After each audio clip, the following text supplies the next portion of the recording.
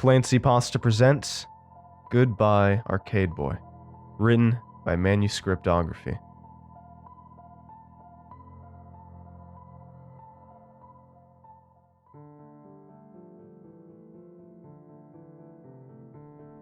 To the four of us, the arcade had always been a shelter from reality. Colored lights rained down amidst a maze of neon machinery as a deafening mesh of cheerful music barraged around us unrelentingly. Flashing cars and horses, balls rolling and jumping, the whirs of that stupid crane machine, and the dings of the hockey table. God damn.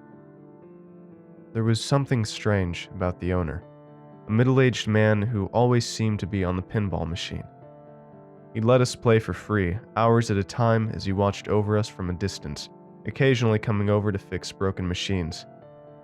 It bothered me how silent he was, and whether he had motives in letting us frequent the place for free, but my friends and I weren't going to say no to free stuff.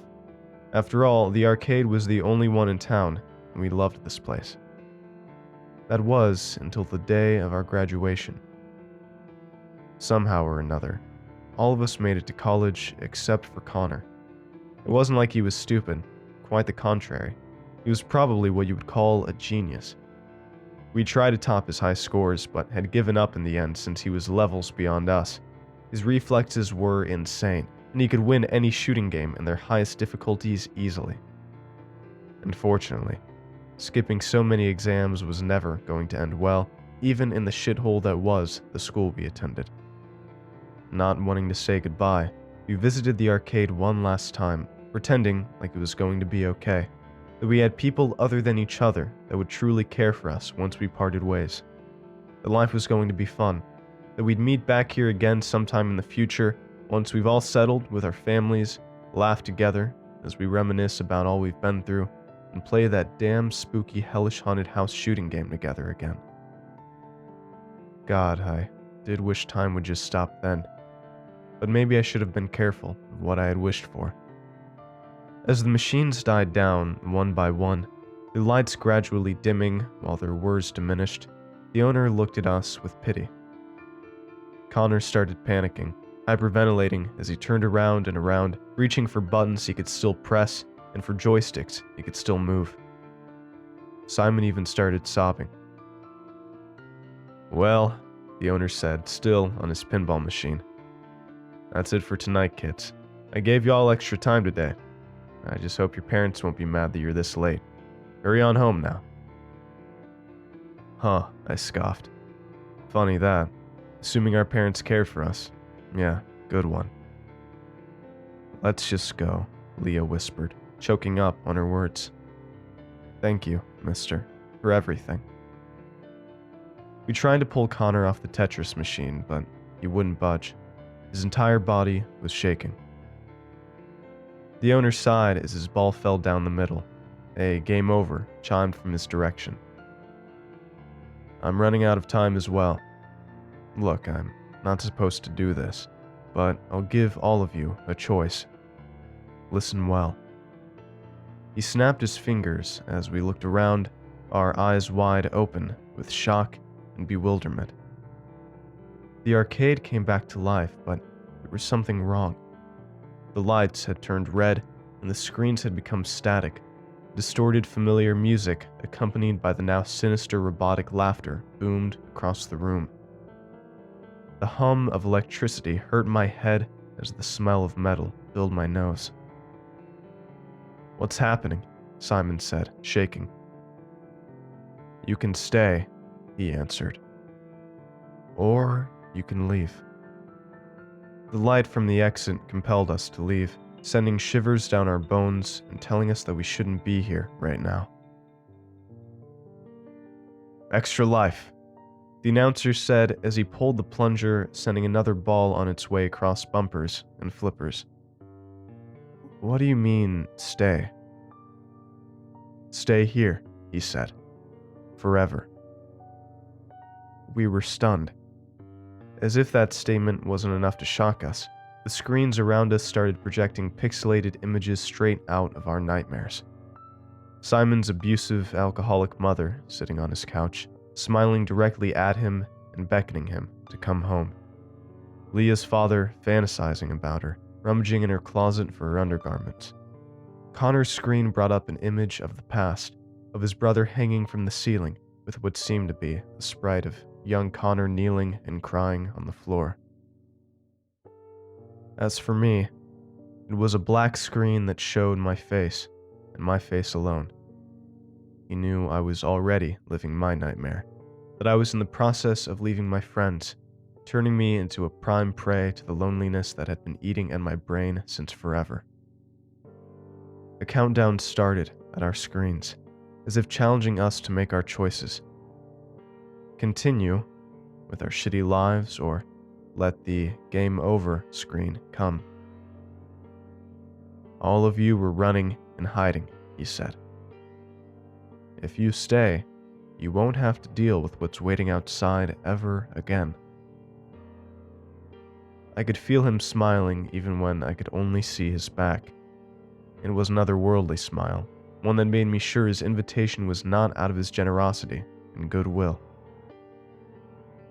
I'm leaving, I said, standing up as I pressed the button. So am I. Leah, though she was still weak and shocked, pressed continue and managed to stand. I extended my hand to Simon, and he took it rather firmly. He slammed his button.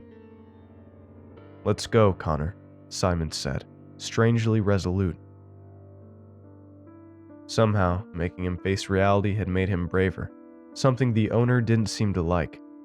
The arcade building shook in rage in response. Connor? Leah touched his back. Guys. He turned his head, tears flowing down his cheeks. I'm sorry. The number had hit 0. His tears turned black. His eyes caved inwards. No, I said, grabbing his shoulders. The lights flickered, and when we saw him for the last time, he was smiling. Even amidst all the noise, we could hear him whisper his last words. Thank you. Just like that, he was gone. We found ourselves outside the arcade and went home sobbing as we leaned on each other's shoulders, promising we'd have each other's backs no matter what would happen in the future, and to come back looking for Connor. What we found the next day when we came back to the arcade pulled the ground from underneath us and flipped our world upside down. The building was dilapidated. The machines were all broken, their screens shattered as dust and cobwebs covered their once lively machinery. We asked people who had passed by of what had happened to the arcade, and they simply shook their heads. I thought y'all were strange for hanging out every day here. Now I know y'all are screwed in the head. This place has been closed for nearly 10 years now. Given no other choice, we pressed on with our lives. 10 years later, here we are. Simon mended his relationship with his mother and is now a successful family man. Leah found the courage to report her father's abuse to the authorities and continues to give a voice to those who need it. I still need my medications, but my friends keep me from falling off the tightrope, even at my worst nights.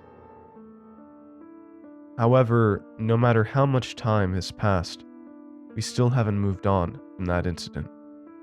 After all, we lost our best friend there. Every year, we'd gather back here in front of the old arcade. Every year, we'd sit from the outside looking in. And sometimes, just sometimes, we can almost see Connor through the door. His back towards us, his figure hasn't grown one bit. Sitting there, pressing buttons on the Tetris machine.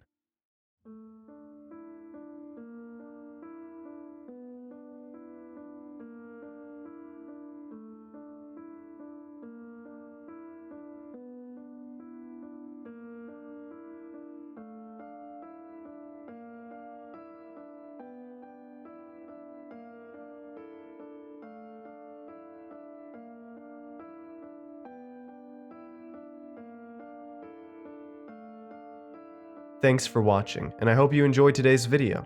I want to give a huge thanks to all of my supporters over at Patreon and YouTube memberships. Your support makes these narrations possible, and I appreciate it a ton. If you'd like to join these lovely ghouls, you can head on over to my Patreon at patreon.com/ClancyPasta, or click the join button below to become a member.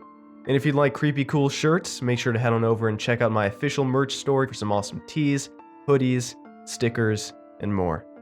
Alright, thank you all for watching, and I hope you have a great night. Cheers.